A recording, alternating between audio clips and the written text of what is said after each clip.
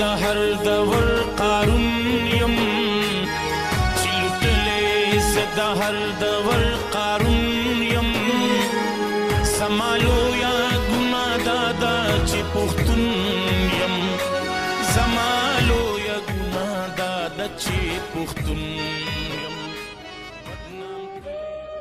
زما د سو اسویلو خبره نه اوري څوک زما د سو اسویلو خبره نه اوري څوک د سوز نه ډکه د پښتو خبره نه اوري څوک چې هر گفتار یې لار ښودنه کړي د ژوند په لاره چې هر گفتار یې لار ښودنه کړي د ژوند په لاره افسوس چې دلته د هغو خبره نه اوري څوک خپل لیونی زړګی به څنګه پویومه په دې چې دې سماج کې لیونو خبره نه اوري څوک او ته چې د امن رورولۍ چغې وهې عمره ته چې د امن رورولۍ چغې وهې عمره شور د بارودو کې دا ورو خبره نه اوري څوک سلامونه ملګرو نیکې هیلې احترامات مې ومنې پروګرام ګنډیري ادبي ټولنه او زه شفیق الرحمن الله د وکړي چې ټول روغ جوړ وې خوشحال وې او د ژوند په ښو شوبو کې وې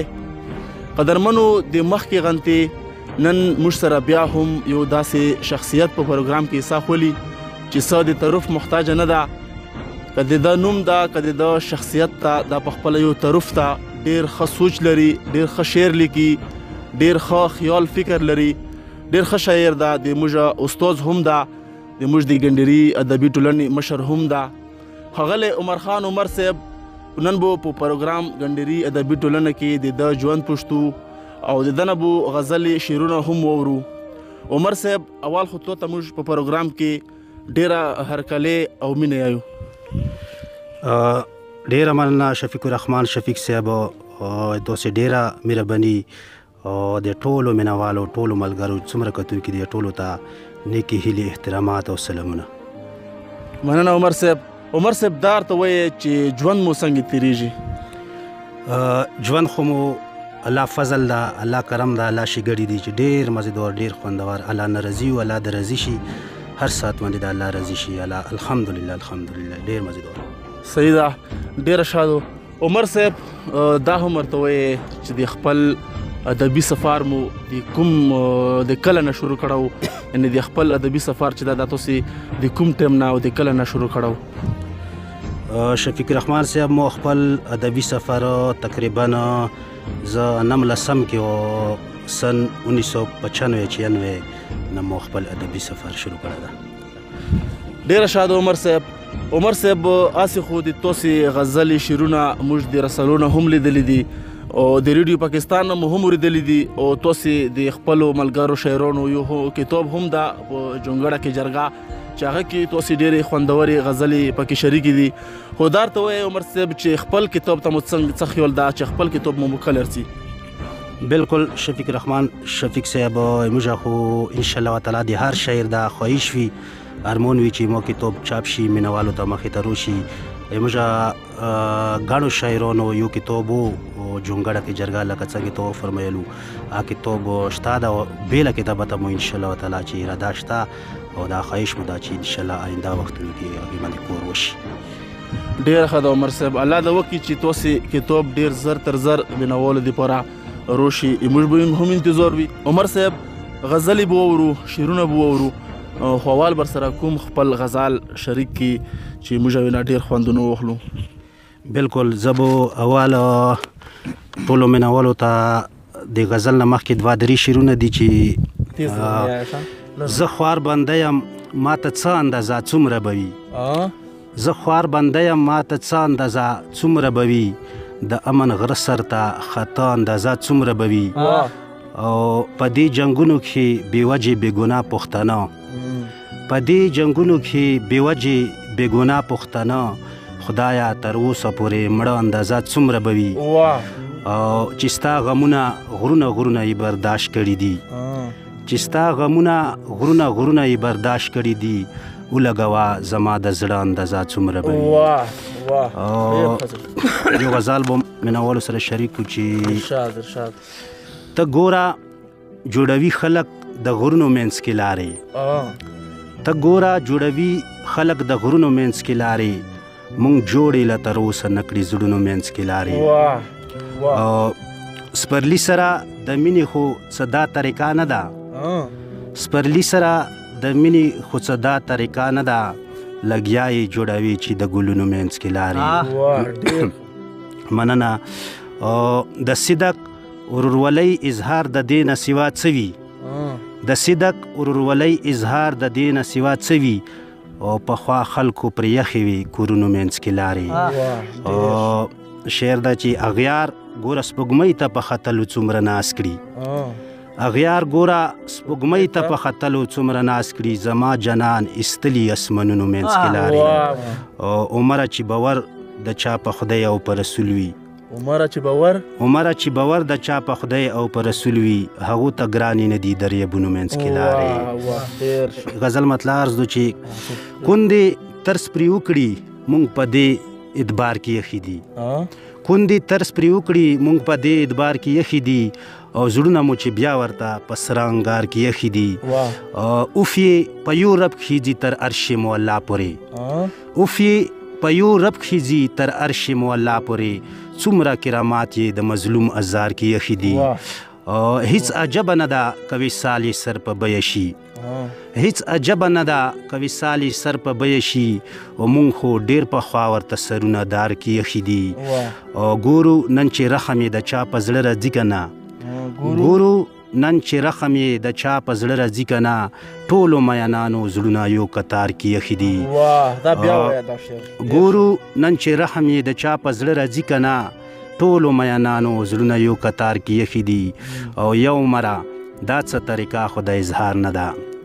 یو مره دا څه طریقه خو د اظهار نه ده تا چې په ښکاره ورته ګلونه لار کې یخې دي یو بل غزل ده ټولو مینوالو ته ډلې چې دا مه پوښته چې څه کړي او څه نه کړي لیوني دا مه پوښته چې څه کړي او څه نه کړي لیوني چې څه کړي هغه ښه کړي هغه ښه کړي لیوني او ندانه ته چې داسې په کړس کړس ورپورې خاندې ندانه ته چې داسې په کړس کړس ورپورې خاندې دا څه کوي هزار به درته وکړي لیوني ندانه ته چې داسې په کړس کړس ورپورې خاندې دا څه کوي هزار به درته وکړي لیوني او پرون یې چې زما څیرې ګریوان ورته نظر شو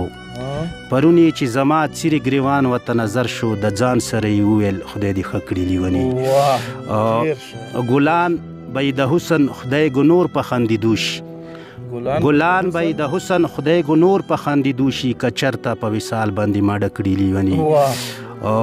عمره که د عقل فریبونو نه خبر شول عمره که د عقل فریبونو نه خبر شول په خدای ګو چې ځانونه خو به مړه کړي لیوني ډیره مننه عمر صاحب چې تونه مو ډیر په زړه پورې شعرونه واورېدو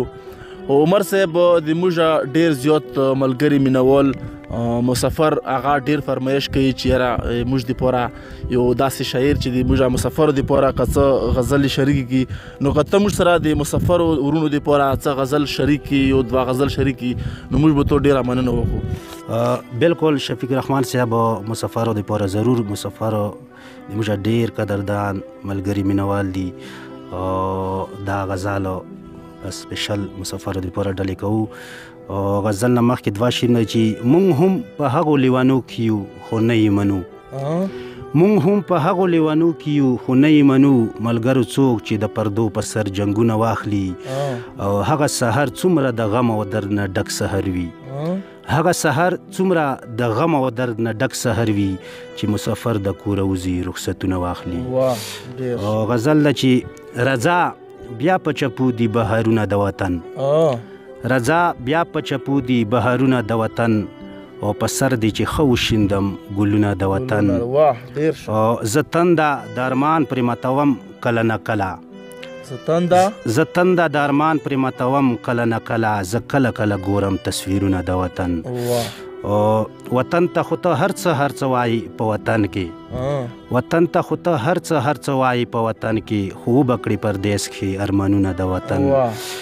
او زه دلته په پردیس کې هم د خپل زړګي منمه زه دلته په پردیس کې هم د خپل زړګي منمه